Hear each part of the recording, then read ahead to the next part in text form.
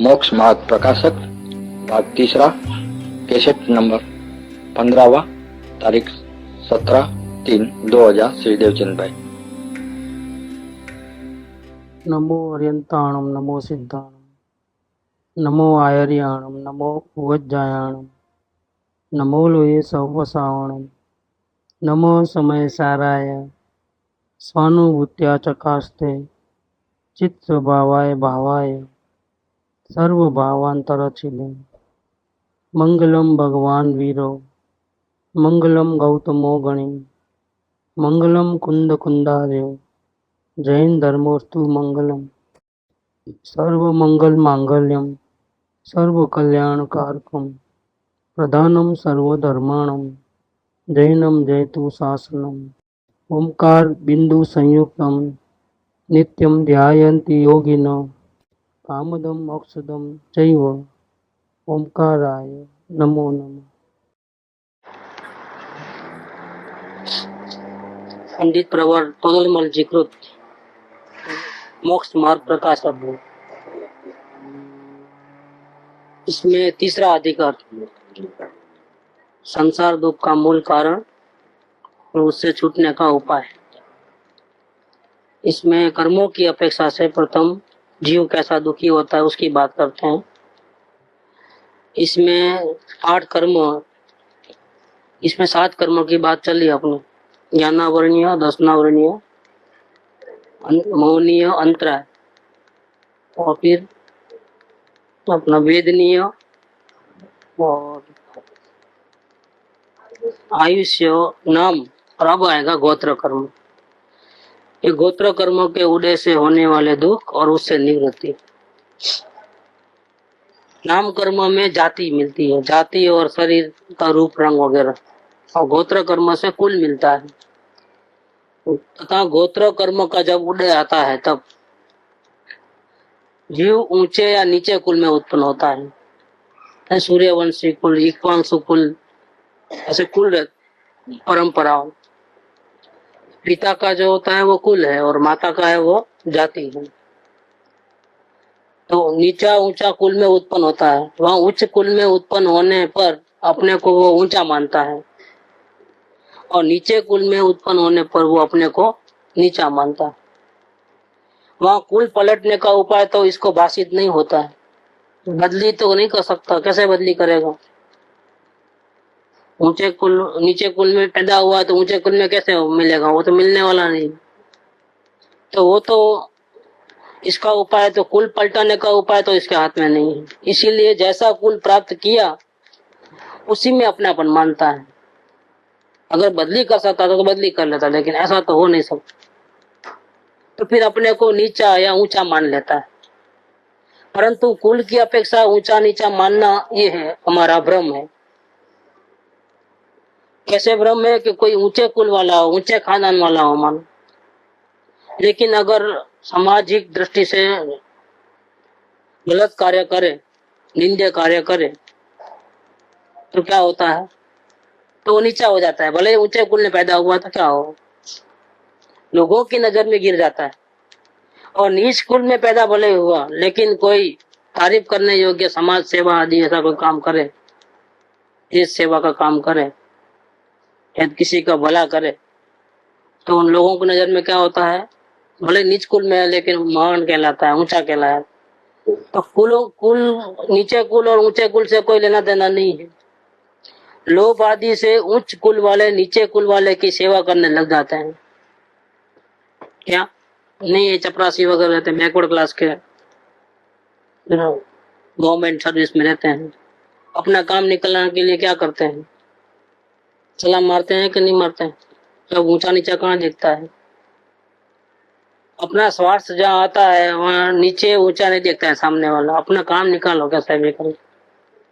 मेरी मूछ नीची तो नीची, एक बार नहीं 1000 बार सलाम, मेरा काम कर दो। रिक्वेस्ट करता है कि नहीं करता है? क्योंकि लोभ है, अनुकूल संयोग प्राप्त करने के लोभ जो है वो ऊंचे कुल वालों को होने से क्या करता है? वो नीचे कुल वालों की भी सेवा करता है, उसको साहब साहब करके बुलाता है, और जैसा बोले ऐसा सुनता है। और तथा कुल कितने काल रहता है? एक आयुष्य पर्यंत ही ना, बाद में क्या? और यह छूटने पर कुल की बदली हो जाती है। इसीलिए ऊंच नीच कुल से अपने को ऊंचा नीचा मानने पर उच्च कुल वाले को नीचा होने का भय और नीच कुल वाले को प्राप्त किए हुए नीचेपन का दुख ही है। अगर कुल वाला अपने को मानोगे तो क्या होगा? तो ऊंचे कुल में जो पैदा हुआ है उसको भी तकलीफ है। किस बात की तकलीफ है?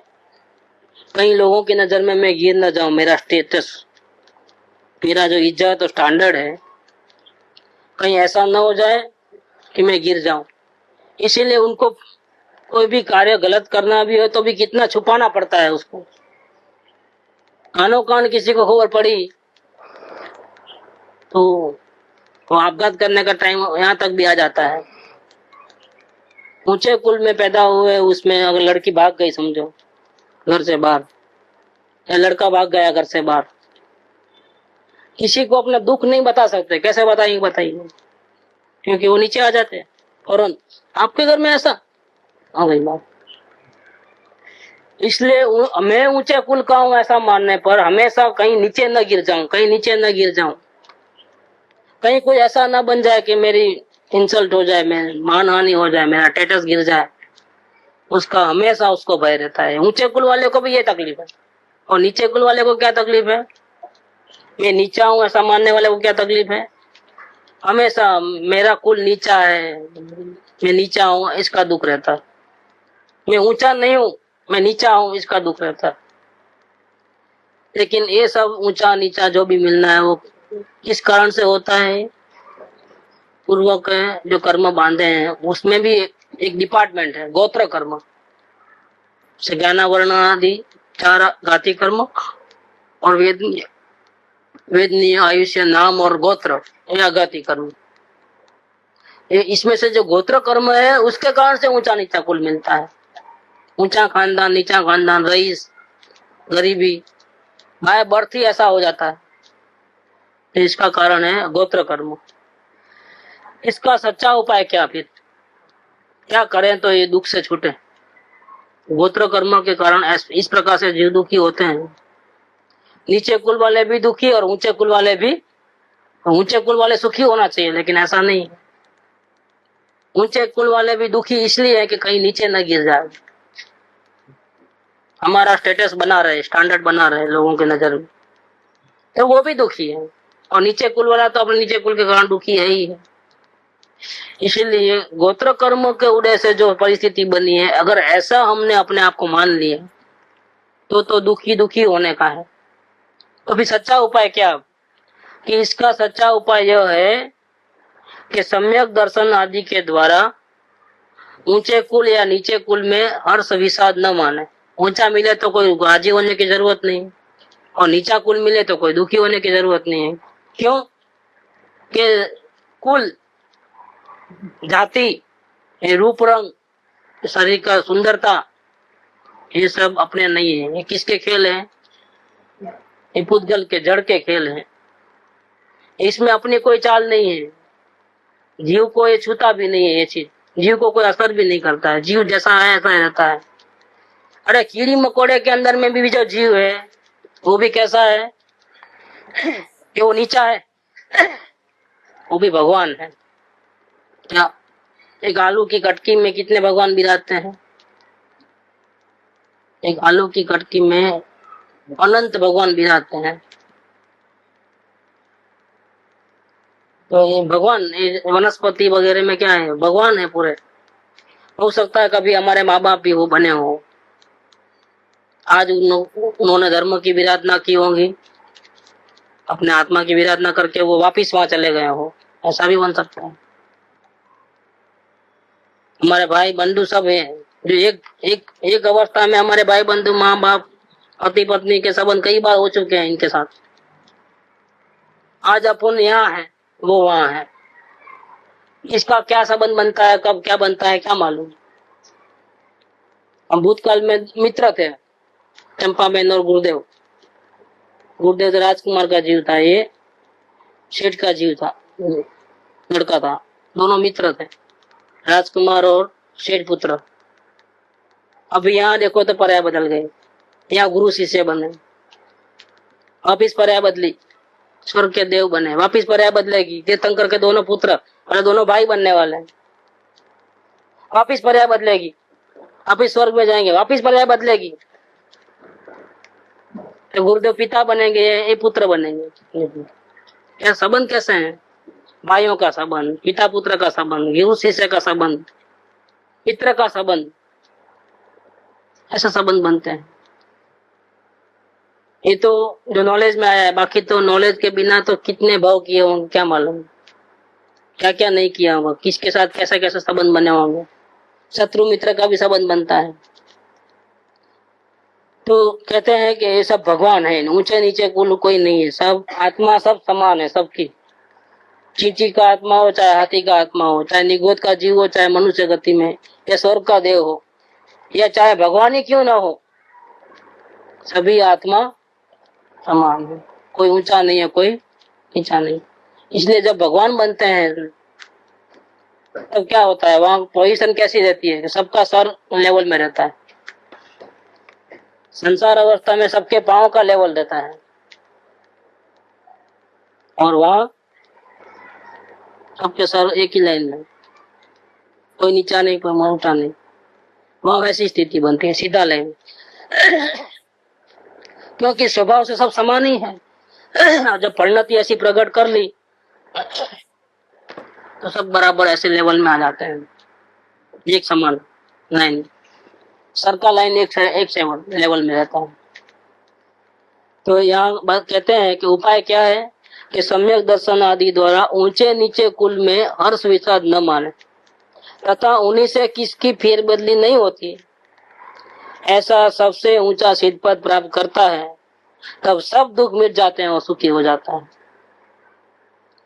अब सिद्ध पद मिलने के बाद कोई छोटा ऊंचा नहीं होता है। संसार में छोटा ऊंचा है कि राजा है तो प्रधान को सलाम करना पड़ता है राजा को। ऐसा हो सकता है कि राजा मूर्ख हो तो प्रधान को सब विद्या आती हो, लेकिन क्योंकि वो राजा है तो क्या होता है, वो आईएएस ऑफिसर उसको सलाम करता है कि नहीं करता है। नेता लोग रहते हैं, बोलना नहीं आता है, साइन करना नहीं आता है, उसके हाथ के नीचे असिस्टेंट होता है, सेक्रेटरी होता है, वो सब आईएएस ऑफिसर रहते हैं। पूरा काम का प्लानिंग वगैरह उनका रहता है, इनका तो कोई दिमाग ही नहीं रहता है। पूरा टाइम मेंटेन करना, वो करना, सब डायरी मेंटेन करना, सब याद दिलाने का काम उनका, उनको तो वो भी नहीं करना है। यहाँ बोलो साइन करो तो कर देते हैं। ये भी सलाम कौन मारता है, ये देखने की बात। कि वो सब नॉलेज वाला होने पर भी सलाम मारना पड़ता है, क्योंकि वो सर्वेंट है गवर्नमेंट, और वो क्या है, कुर्सी पे बैठे हैं, नेता लोग हैं, एमएलएज हैं, एमपीज हैं, ऐसा इधर होता है। तो अभी क्या होता है, कभी वो कुर्सी नीचे गिर जाती है, वापिस वो रोड पे भी पूछता भी नहीं है, कोई भाव ही नहीं पूछता है। नीचे आ गया तो खलास, ऊपर रहा तब तक ठीक है, नीचे उतरा तो कोई दाम ही नहीं पूछे उसका। लेकिन ऐसा कुछ कार्य करो क्या भगवान बन जाओ, फिर बदली बदली नहीं होती, फिर नीचे कुल ऊंचा कुल नहीं होता है, सबसे टॉप लेवल आ जाता है। सबसे ऊंचा सिद्ध पद प्राप्त करता है, तब सब दुख मिट जाते हैं। और सिद्ध पद प्राप्त करने के लिए क्या करना, ये सम्यक दर्शन की प्राप्ति करना, ये बिगिनिंग है। ये साधना करके जो थोड़े बहुत भी अंश में भी जो राग द्वेष रह गए हैं, सारे के सारे मिटा करके आत्मस्थिरता के बल से जब भगवान बनेंगे, अपनी पूरी शक्ति अंदर में पड़ी है वो बाहर आएगी, तब वो संपूर्ण रूप से सुखी हो जाता है, सारे दुख मिट जाते हैं। इस प्रकार से कर्म के उदय की अपेक्षा और मिथ्या दर्शन के निमित्त से संसार में दुखी दुख पाया जाता है। देखो क्या हुआ है, अकेला मिथ्या दर्शन नहीं और अकेला कर्मों का उदय नहीं, क्या कर्मों का यहाँ उदय भी होना चाहिए और जीव की परिणति में मिथ्या दर्शन भी होना चाहिए, मोह होना चाहिए। ये दोनों जब मिलते हैं तब जीव दुखी होता है। अब देखो कर्मों का उदय तो बाहर में है और मिथ्या दर्शन है वो क्या है, जब जीव को दुख होता है तो मिथ्या दर्शन क्या है, वो उपादान नहीं है, वो भी निमित्त है। मोह भी जो है वो, तो भी दुखी कौन होता है, दुखी कौन करता है? कोई दुखी करता नहीं है, न मोह दुखी करता है, न कर्म का उदय दुखी करता है। उपादान कौन? जीव स्वयं दुखी होता है, ये बात निकली यहाँ से। जब जीव स्वयं अपनी गलती के कारण दुखी होता है, तो दुखी होने में जो बाह्य कारण क्या है? कर्म का उदय। और अंतरंग निमित्त क्या है? जीव का भ्रम, कल्पना, मिथ्या दर्शन। वो अंतरंग निमित्त है। कर्मों का उदय वो बाह्य परिस्थिति उल्टी सुल्टी होती है, वो क्या का है? बाह्य निमित्त है। लेकिन बाह्य निमित्त और अंतरंग मोह निमित्त जब होता है, तब क्या होता है? तब उपादान में जीव अपनी गलती के कारण स्वयं दुखी होता है। मोह दुखी नहीं कराता है और कर्म का उदय भी दुखी कराता। ये अब तक कहे ना कि मोह दुखी कराता है, वो इसीलिए कहे कि तुम कर्मों का उदय के कारण दुखी हुआ ऐसे मानते हो, तो तुमको ये कहना पड़ता है कि भाई तेरी बात है गलत है। कर्म का उदय तो बाहर में आया है, वास्तव में मोह के कारण तुम दुखी हुआ है। लेकिन इसको भी यहाँ क्या कह दिया? मोह को उपादान बताया कि निमित्त बताया? मोह भी निमित्त है। फिर जीव दुखी कैसे हुआ? जीव स्वयं अपनी गलती के कारण दुखी हुआ।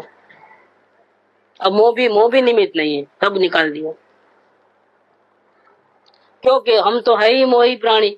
अब हम जब तक मोह रहेगा तब तक सुखी कैसे हो सकता है? एक बहाना मिलेगा। पहले क्या करता था वो? कर्म का उदय ऐसा आया इसलिए मैं दुखी हूँ, उसने गाली दी इसलिए दुखी हूँ, नीचा कुल मिला इसलिए दुखी हूँ, शरीर में रोग आदि वेदनी कर्म है, असाता का उदय है इसलिए मैं दुखी हूँ। अब क्या कह दिया? एक नया बहाना मिल गया। क्या भैया? मोह ऐसा थोड़ा मिटता है, मोह के कारण दुखी हूँ। जब तक मोह रहेगा तब तक मैं दुखी रहूंगा।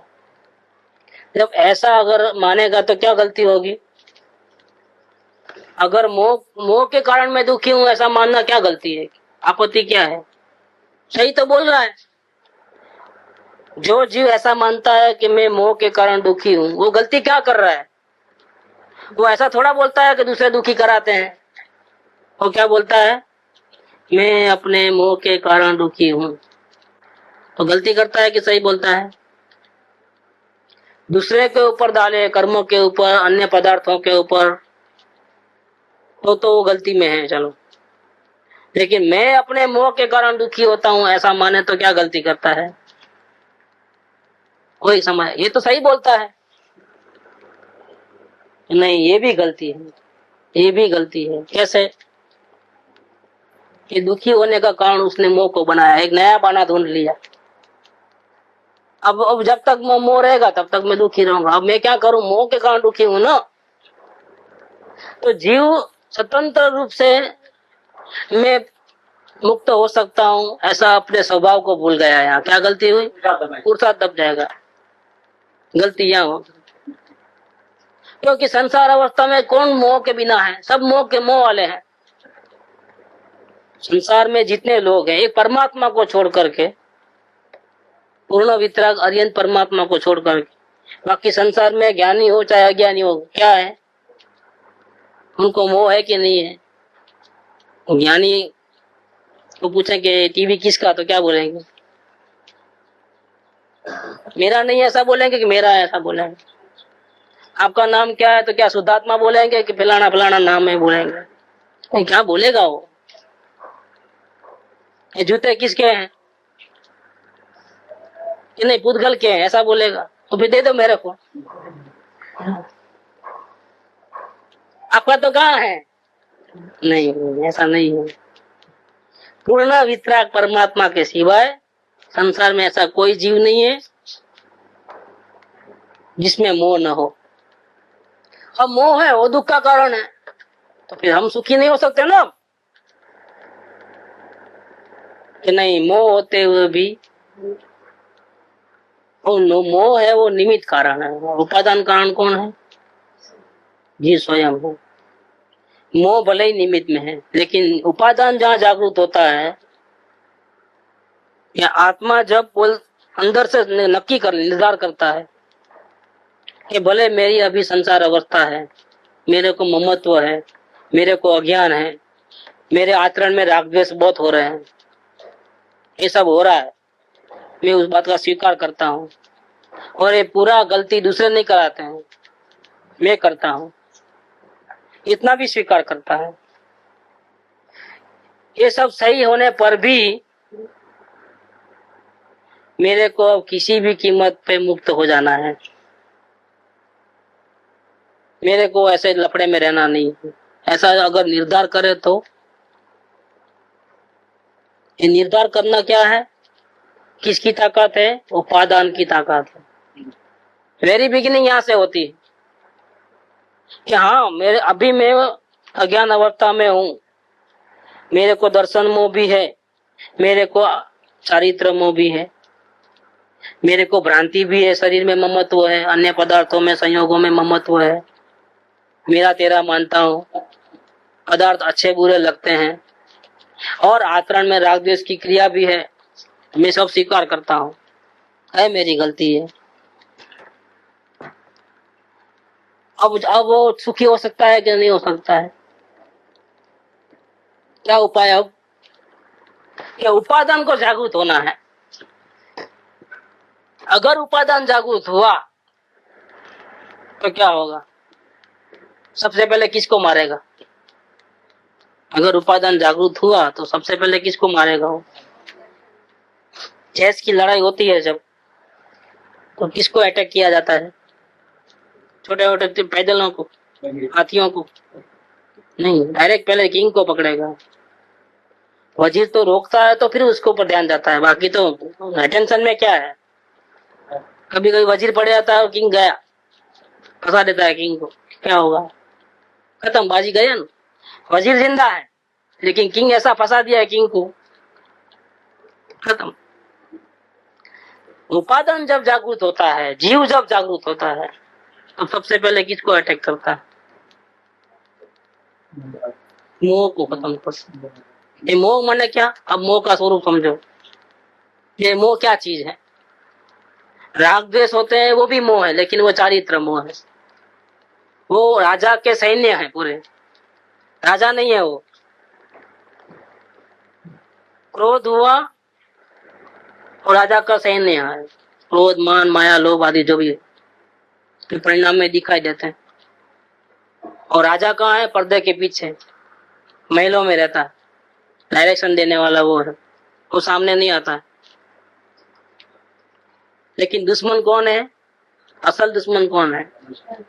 राजा, क्योंकि प्लानिंग तो उसकी चल रही है ना। राजा ऑर्डर दे तो सब हथियार डाल देंगे, राजा बोलता है बोल के सब गड़बड़ करते हैं। तो हमारा असली दुश्मन क्या है? मोह राजा है।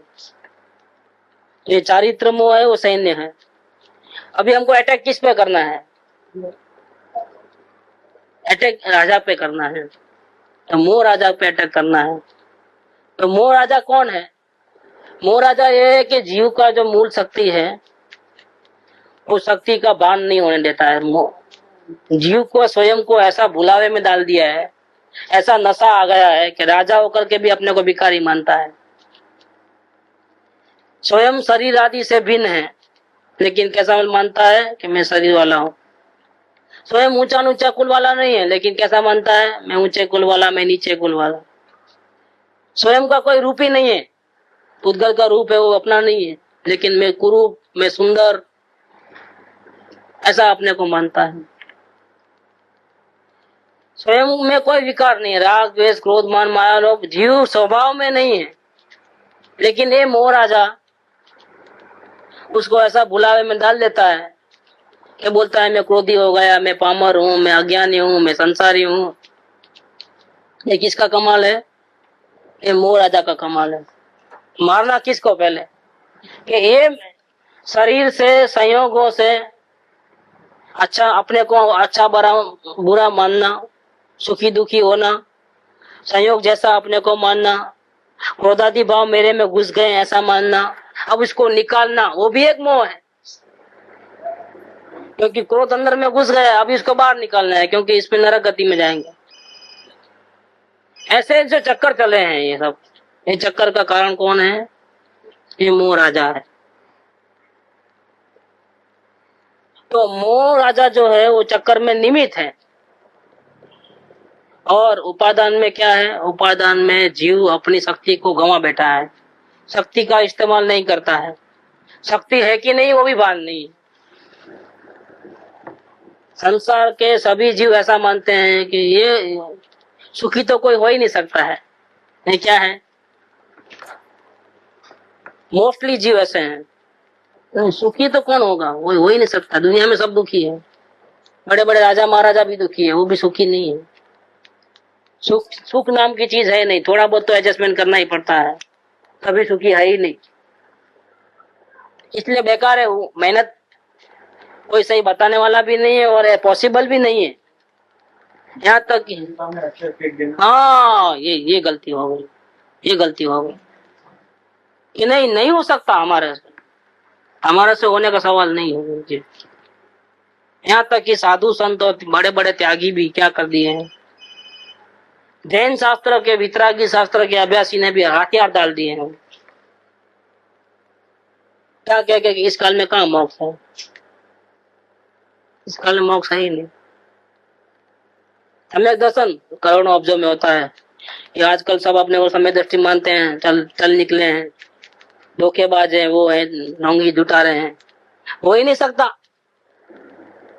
शास्त्र के अभ्यासी ऐसे मानने लग गए। क्या कर दिए उन्होंने? उन्होंने अपनी उपादान शक्ति को जागरूक नहीं की और मोह के दबाव में आ गए। स्वयं फंसे हैं। समय सार की तीसरी नंबर की गाथा में आई ये बात कि सारे विश्व के ऊपर, संसारी जीवों के ऊपर, जितने भी जीव भटक रहे हैं उनके ऊपर किसका शासन चल रहा है? मोह का शासन चल रहा है। मोह राजा सबको नचाता है। मोह रूपी भूत पिशाच, ऐसा लिखा है। क्या लिखा है उसमें? समय सार में आचार्य कुनकुन भगवान ने वेरी बिगिनिंग में दूसरी या तीसरी गाथा है, तीसरी गाथा है कि मोह रूपी भूत पिशाच इस संसारी जीवों को घांची का जो बेल होता है, बलद जैसा गम टक्कर मारते ही रहता है, ऐसा जीव राजा को क्या करता है? मोह रूपी राजा भूत पिशाच क्या करता है? जीव, संसारी जीवों को घांची के बेल की माफी मजदूरी कराता है और हाथ में कुछ आता। कितना भी सर हाथ पैर दिन रात मजदूरी करो, हाथ में क्या आया? वापिस दुखी के दुखी। भूख लगी, खाना खाया, फिर हाथ में क्या आया? वापिस भूख लगने लगी। कोई परमानेंट इलाज नहीं है। कोई भटकते रहो, चक्की पीसते रहो। ये कौन कराता है? मोह रूपी भूत पिशाच बेल की माफिक काम कराता है, भटकाता है, चक्करें खिलाता है। गांची का बेल चक्कर मारता है राउंड राउंड, तेल पीसते हैं ना, वैसा काम कराता है। ये तीसरी गाथा में आया समय सार का। इससे क्या होता है? जीव अपनी शक्ति का, सामर्थ्य का भान नहीं है। जीव वो हथियार डाल लेता है। मोक्ष की बात करो, नहीं क्या इस काल में मोक्ष? तुम क्या बात करते हो?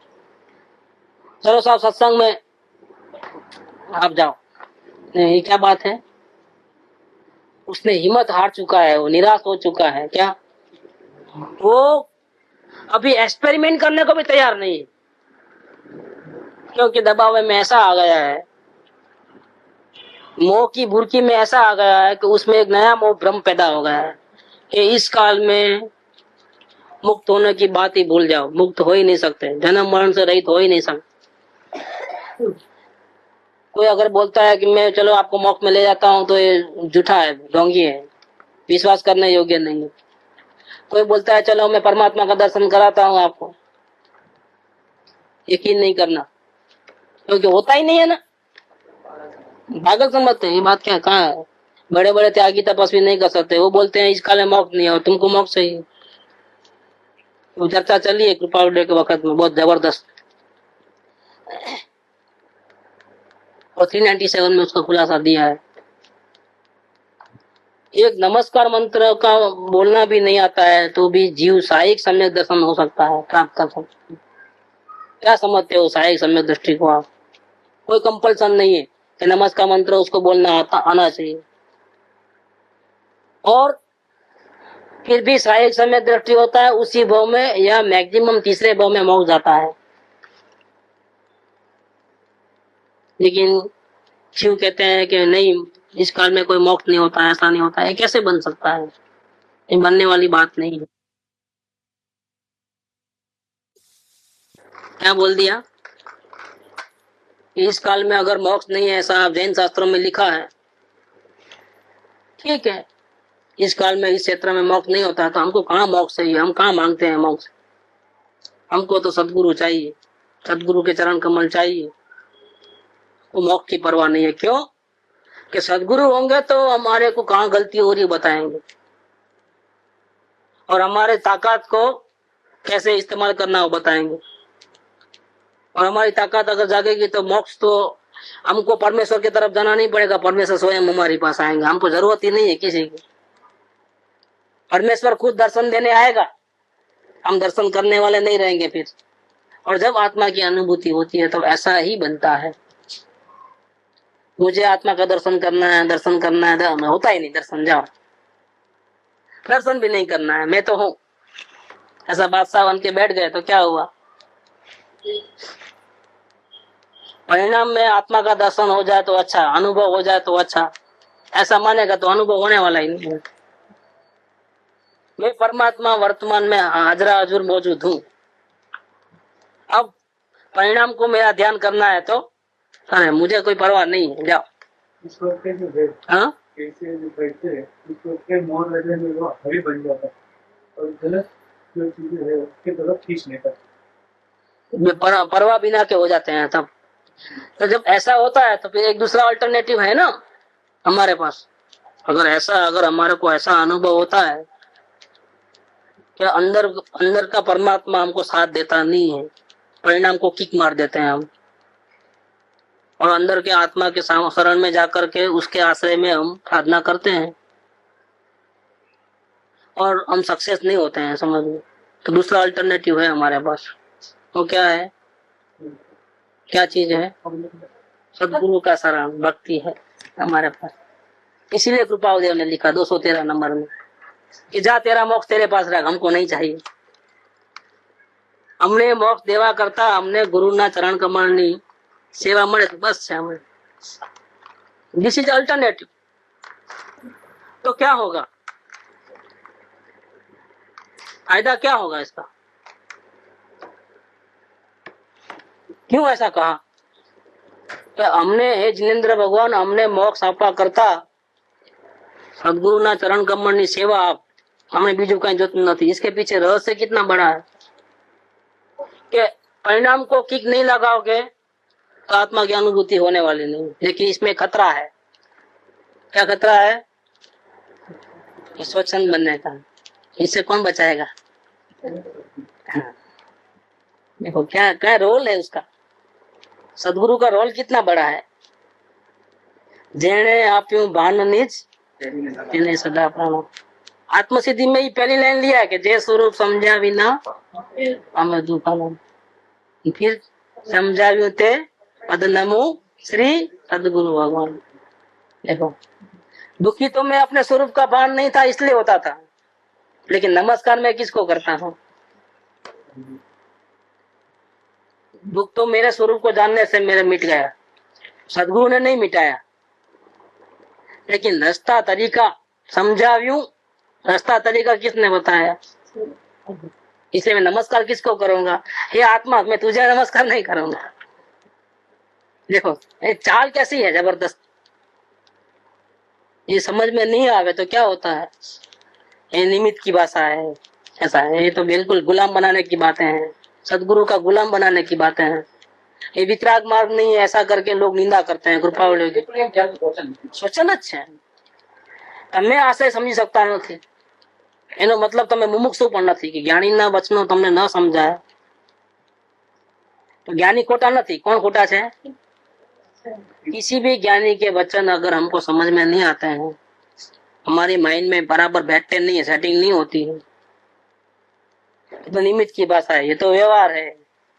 ऐसा लगता है अगर हमारे, और निश्चय की पकड़, झूठा आग्रह निश्चय का, एकांत, क्या इसके कारण विरोध लगता है। दो ज्ञानियों के वचन में विरोध लगता है, किसी के अच्छे लगते हैं, किसी के नहीं लगते हैं। अगर ऐसा लगता है तो ज्ञानियों झूठे नहीं है। झूठा कौन है? तेरी नीयत ठीक नहीं है, तुम आत्म कल्याण करने को नहीं निकले हो। अगर आत्म कल्याण का इरादा होता तो कृपावड़े के वचन भी अमृत लगते और सोगानी जी की द्रव्य दृष्टि भी अमृत लगती। अबेंत जी का ज्ञायक वो भी अच्छा लगता है, गुरुदेव का भी जो शैली है वो भी अच्छी लगती। लेकिन ये पक्षपाती, हम गुरुदेव की सुनेंगे और किसी की नहीं सुनेंगे, और हम कृपावड़े के सिवा किसी को नहीं मानेंगे। ये जो चल रहा है वो ठीक नहीं है। ये बताता है कि जीवों की योग्यता बहुत डाउन, उसका जो लेवल है मुमुक्षुपना में वो भी खत्म हो गया है। खुद अंधा है, मुमुक्षु पद में है, उसको आत्मज्ञान नहीं हुआ है, लेकिन लेखा जोखा किसका करता है? जो एग्जाम देने वाले हैं, जो जिसका वो लेखा जोखा करता है वो सब ज्ञानी है, देखने वाले हैं। और चेकिंग करने वाला कौन है? ये ठीक है ठीक है करने वाला कौन है? उसकी आंख है क्या? अंधा है। अंधा देखने वालों की परीक्षा करने लगा, ये ठीक है ये ठीक नहीं है। अंधे लोगों को परीक्षक बना दिया है। आप सबको ठीक ठाक बोलो कि कौन अच्छा कौन बुरा, और ज्ञानियों को कटहरे में खड़ा कर दिया है। आपने ऐसा क्यों कहा? ये तो वस्तु स्वरूप से नहीं, उल्टा है, आप निमित्त की भाषा बोलते हो। सदगुरु को इतना इम्पोर्टेंस क्यों? वास्तव में सदगुरु तो अपना आत्मा ही है, परम गुरु तो वही है। सब गड़बड़ हो रही है। तो आत्मसिद्धि में आया है, निमित्त और व्यवहार का बैलेंस वाली कहानी आई है। उपादान नु नाम लई ये जे तजे निमित्त आमे नहीं सिद्धत्व ने रहे भ्रांति माफी। एकांते व्यवहार नहीं, बनने साथे हो है बड़ी बातों। ये पूरा शास्त्रों का सार आत्मसिद्धि में भर दिया। समझना बहुत मुश्किल है, लेकिन पूरी बातें निश्चय व्यवहार की पूरी बैलेंस वाली बातें तो कृपावल्य के ग्रंथ में है। द्रव्य दृष्टि एकांत नहीं है, एकांत व्यवहार नहीं है। जीव जहाँ खड़ा है वहां से उसको उठाया है, इसलिए समझना चाहिए। अगर हम नहीं समझ पाते हैं तो फिर हम समझ लो कि हम मुमुक्षु ही नहीं, हमको छूटने का भाव नहीं। हम अंधे होने पर भी परीक्षा करने बैठ गए देखने वालों की, ये ठीक कहा ये ठीक नहीं कहा है। हमको खुद को कुछ पता नहीं है, ये गलत हो रहा है। यहाँ पर बात ये लिया है कि कर्मोदय की अपेक्षा मिथ्या दर्शन के निमित्त से, देखो कर्मों के उदय को निमित्त भी नहीं कहा। जीव संसार में दुखी होता है, इसका कारण कौन? स्वयं उपादान। निमित्त कौन? स्वयं का मिथ्या दर्शन आदि जो परिणति है वो उसका निमित्त। और कर्मों का उदय क्या? तो वो तो बाहर की घटना है ना, उसको तो हाँ उसका कोई दुख में कोई कारण 1% भी नहीं है। कर्मों का उदय जीव को दुखी करने में 1% भी जिम्मेदार नहीं है। देखो कैसी बात ले ली। जीव संसार में दुखी होता है, उसका मूल कारण बताया। किस अपेक्षा से? कर्मों के उदय की अपेक्षा से, 8 प्रकार से। लेकिन इसमें दुखी होने में कर्मों के उदय का क्या रोल है? कितना परसेंटेज? कि 0%, बिल्कुल रोल नहीं है। तो फिर दुखी होने में रोल किसका है? निमित्त से मिथ्या दर्शन का है, मोह। बाकी उपादान में मोह नहीं है। उपादान में कौन है? जीव दुखी होने का मूल कारण क्या? जीव अपने स्वयं अपने स्वभाव के सामर्थ्य को भूलता है। वो परमात्मा देवादिदेव है, फिर भी अपने को भिखारी मानता है। ये दुख का मूल कारण है। जब ये जीव ऐसी गलती करता है तब इसके परिणाम में क्या होता है? तो मोह होता है। तो वो सब अन्य पदार्थों में, रागादि भाव में अपनापन कर लेता है, क्योंकि स्वभाव तो मालूम नहीं है। और जो बाह्य स्थिति है शरीर आदि, उसमें वो अपनापन कर लेता है, और यही दुख का मूल कारण है। ये बात बताया है। इस प्रकार कर्मोदय की अपेक्षा मिथ्या दर्शन आदि से निमित्त से, मिथ्या दर्शन आदि के निमित्त से संसार में दुखी दुख पाया जाता है। अब क्या करना, चेंज कहाँ करना? अब मोह राजा को हटाना है, परिणाम में तो मोह है, अज्ञान है, राग द्वेष के भाव हैं और भ्रांति है। भ्रांति माने दर्शन, मिथ्या दर्शन, दर्शन मोह, फिर गलत जानकारी है, अज्ञान है तो मिथ्या ज्ञान। तो इसके कारण से झूठी प्रवृत्ति है राग द्वेष की, अच्छा बुरा हो रहा है, करना नहीं करना हो रहा है, ये क्या है? गलत प्रवृत्ति है, मिथ्या चारित्र। अब क्या करना है? निमित्त को हटाना है, परिणाम में से क्या करना है? मोह को भी हटाना नहीं है, क्योंकि वो तो निमित्त है। असल में कारणभूत कौन है? अपनी शक्ति को भूलना, वो मूल कारण है।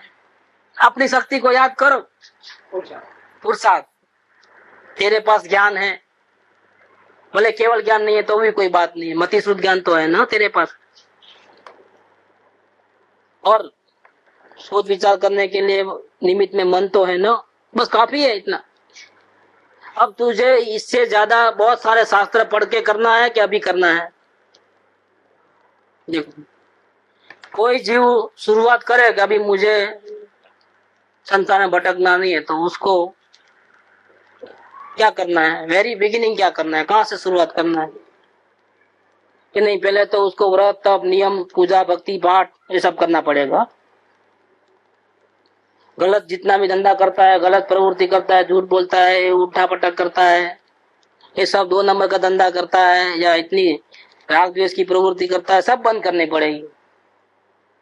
और आलू प्याज वगैरह नहीं खाना, और किधर भी कूदे गुरु कुशास्त्र किधर भी नहीं जाना। ये सब रूल्स रेगुलेशन पहले आओ, इसके बाद पूरे शास्त्र पढ़ना ध्यान से, पूरा विधि समझना, इसके बाद स्टार्ट होता है, इसके पहले नहीं होता। ऐसा है? ऐसा कोई नियम है क्या कि नहीं वो मुसलमान होगा तो नहीं मिलेगा जैन धर्म, उसको आत्मा के दर्शन होने वाला ही नहीं है। वो जय श्री राम बोलता है ना, नहीं होगा, जाओ उसको पहले जय जिनेन्द्र बोलो, बाद में करेंगे। क्या वहां दूसरे के मंदिर में न जावे और जैन मंदिर में आवे तो ही होगा, और दूसरे शास्त्र न पढ़े और समय सार पढ़े तो ही होगा। है कोई नियम? कोई नियम नहीं। झूठ नहीं बोलना, चोरी नहीं करना, अशुभ भाव नहीं करना, ये सब रूल्स रेगुलेशन है। ये सब ठीक ठाक होगा तो आत्मज्ञान होगा, नहीं तो नहीं होगा। ऐसा कोई है नियम? क्यों नहीं है नियम? ऐसे रूल्स रेगुलेशन क्यों नहीं है? क्यों कि मूल कारण क्या है? ये भ्रांति, ये अज्ञान, ये उल्टे आचरण, वो मूल कारण नहीं है। वो कौन है? वो निमित्त है। मूल कारण क्या है? अभी यहाँ अपने स्वभाव को भूलना, वो मूल कारण। तो मुसलमान अपने स्वभाव को याद नहीं कर सकता, उसको नमस्कार मंत्र बोलना जरूरी है। मैं गायक हूं ऐसा पहचान नहीं सकता अपने आप को, डायरेक्ट नहीं कर सकता है ज्ञान की आराधना, यहाँ कर सकता है। अगर जो जीव डायरेक्ट ज्ञान की आराधना करता है उसको आत्मज्ञान हो सकता है, क्योंकि ज्ञान से स्वभाव की प्राप्ति फौरन होती है। ज्ञान में वो सामर्थ्य है। कितने ज्ञान में, सब शास्त्र पढ़ने के बाद जो ज्ञान हुआ उसमें, क्या अभी जो है उसमें पूरा लेक्चर सुन लेना, इतने साल तक रगड़म पट्टी करके 10-20 साल तक सत्संग सुनना, पूरा 6 द्रव्य 7 तत्वों के नाम कंठस्थ रहना, पूरे शास्त्र में जो बोले वो फटाफट जवाब देना, उसको ही आत्मज्ञान होगा, दूसरों को नहीं होगा। ऐसा है? नहीं। नमस्कार मंत्र बोलना भी नहीं आता है तो भी जीव को शारीरिक सम्यक दर्शन होता है, उसी भाव में या तीसरे भाव में मोक्ष जाता है। तो फिर ऐसा क्या करता है जीव? कुछ नहीं करने का है। अपने जो जानने की ताकत अंदर में पड़ी है ऑलरेडी, उसको बाहर जानकर इसे बढ़ाना भी नहीं है, इतनी भी झूठी मेहनत नहीं करना। जो वर्तमान में मति श्रुत ज्ञान है, ये जो ज्ञान का उपयोग है, उसके द्वारा ही काम होगा। क्या करना है उसमें कि जिसको आज तक देखते आ रहा है 5 इंद्रिय और मन के द्वारा, देखना, जानना, सुनना, चखना, ये सब हो रहा है, ये सारे प्रवृत्तियों को समेट करके जो ज्ञान आंख के द्वारा देखता है, कान के द्वारा सुनता है, इस ज्ञान को, उसी ज्ञान को, उसको बढ़ाने की, करने की, रिपेयरिंग करने की जरूरत नहीं, वही ज्ञान काम का है। उसी ज्ञान को कहां से आया, जहां से आया वहां देखना चालू कर देवे तो अभी काम हो जाएगा। बस उतना ही काम है और कुछ काम नहीं।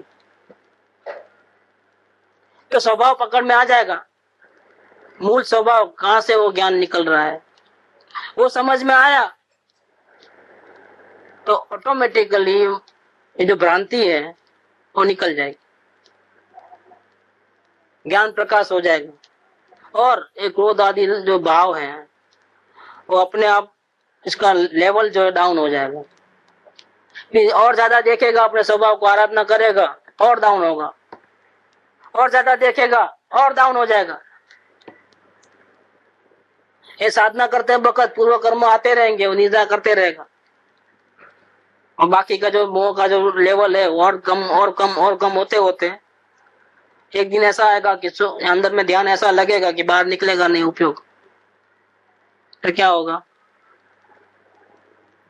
सारे पूर्व कर्म की भी निद्रा टोटल, और वर्तमान में एक भी राग द्वेष के भाव नहीं होंगे, संपूर्ण वितराग हो जाएगा, क्योंकि आत्मा में ही नजर है, बाहर जाती नहीं है। तो क्या होगा, अंदर से ही केवल ज्ञान की प्राप्ति हो जाएगी, परमात्मा हो जाएगा। That's all, finish. तो शुरुआत कहां से करी और एंड कहां गया, इसमें कहां चेंजिंग है? No changing. अपने वर्तमान में जो ज्ञान है अपने पास हाजिर, वो जहां से निकल रहा है हर वक्त, वो जो मूल जो आधार है उसको देखना है और कुछ नहीं करना है। और ये संगनी पंचेंद्रिय कोई भी जीव का सामर्थ्य है, इतना तो वो कर सकता है। क्या ये काम ऐसा नहीं है कि आपको उपवास करना है या गंदा बंदा नहीं करना है, ऐसा नहीं है। अनहोनी कोई बात नहीं बताते हैं, सुखी होने के लिए कोई आप नहीं कर सके ऐसी कोई बात ही नहीं। सुखी होने के लिए जो कुछ काम करना है उपादान को जागृत करने का,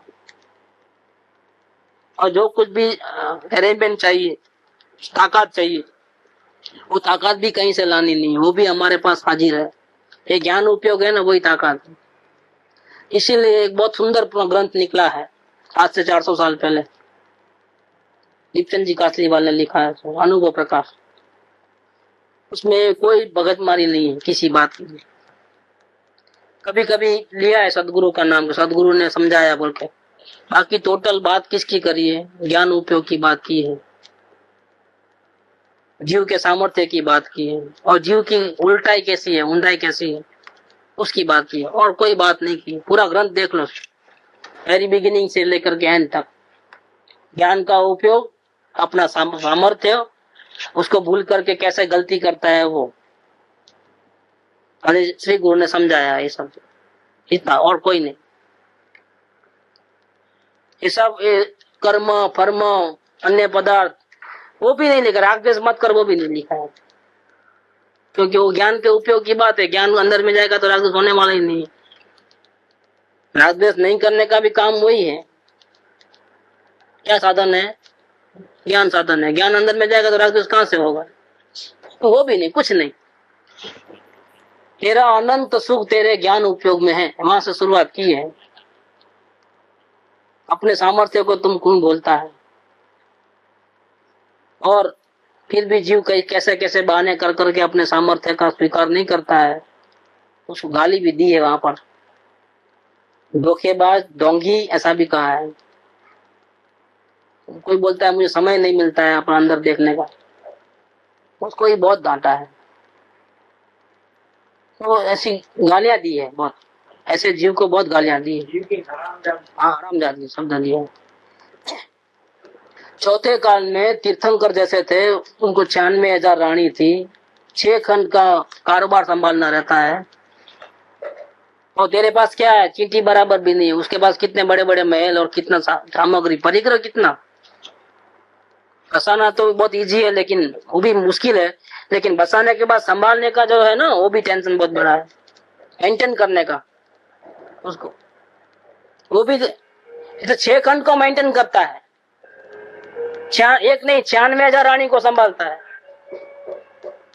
इतना ध्यान रखता है। फिर भी उसको समय मिलता था अपने आत्मा का दर्शन करने का, और तुम बोलता है कि मुझे समय नहीं मिलता है। बिल्कुल गलत है, ये तेरी आरामदागी है। ऐसे ऐसी गाली भी दे दी है। बहुत सुंदर ग्रंथ है, और लैंग्वेज उसमें वो शास्त्रों की दूसरी दूसरी बातें ली नहीं है कोई भी।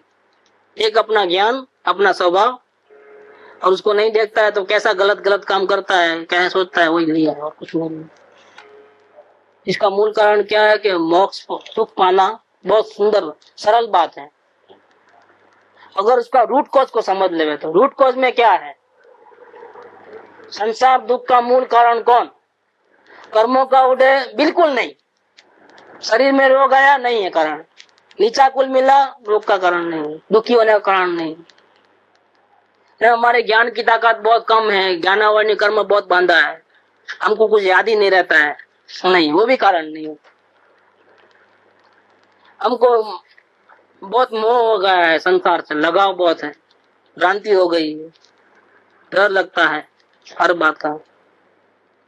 इसके कारण से बहुत इच्छाएं होती है, इसके कारण से हम दुखी हैं कि नहीं, वो भी नहीं, वो भी निमित्त में है।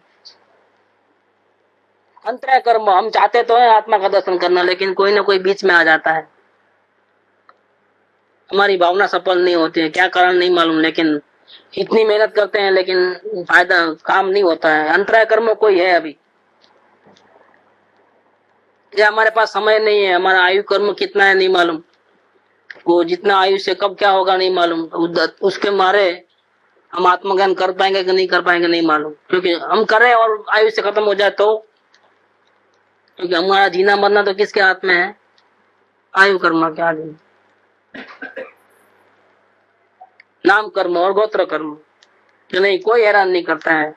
यहाँ तक कि मोह को बताया क्योंकि प्रमुख है, लेकिन वो भी हैरान नहीं करता है।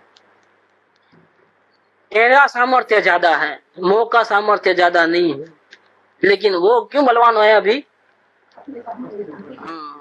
हम अपने स्वभाव की कदर नहीं करते हैं, स्वयं भगवान होते हुए भी अपने को भिखारी समान मान बैठे हैं, पामर पामर मान के बैठे हैं, इसीलिए वो हावी है।